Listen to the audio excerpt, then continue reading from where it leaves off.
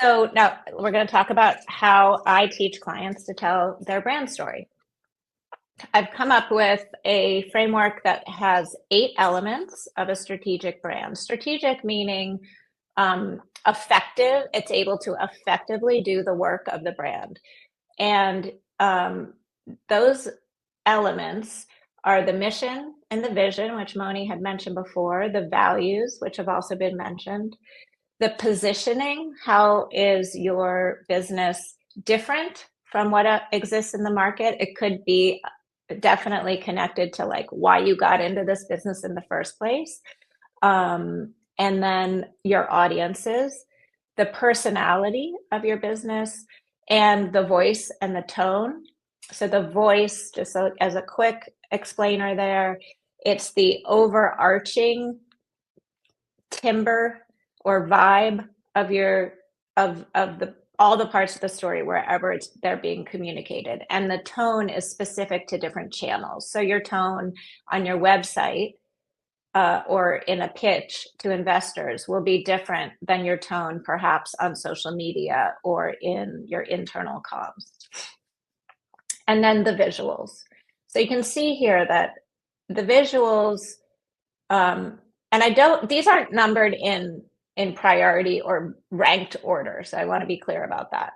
And the visuals, by no means having them at the bottom am I suggesting they're the least important. However, I do have them at the bottom because so often it's the first thing people think of. And so I want to just show all of the other pieces here.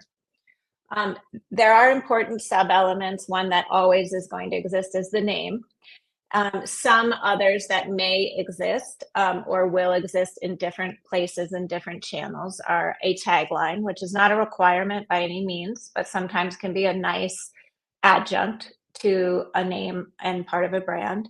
An elevator pitch, which we're going to talk more about in a minute and have a chance to play around with.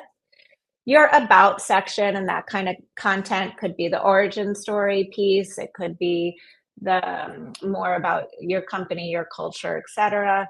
And then the specific services that you offer. So again, these are likely to exist somewhere, but won't have to exist everywhere. Oh, the other thing I should have said is that those 8 elements are not necessarily communicated or expressed externally. Mission, yes, that's going to be out there a lot in your external comms. You want it to be as consistent as possible and change as little as possible. The vision depends. It's important to know what the vision is. That's what gets us out of bed in the morning. That's what keeps us, like Moni said, going on through the tough times. That's what inspires new ideas. But it doesn't necessarily have to be out there in your external comms all the time. The values, I am a huge proponent of communicating your values early, often, and very clearly. I think that's really, really important. I think we know that consumers trust brands. Consumer trust is the #1 measure of when consumers decide to engage in a brand, and that they're looking for companies that have shared values. That builds the trust.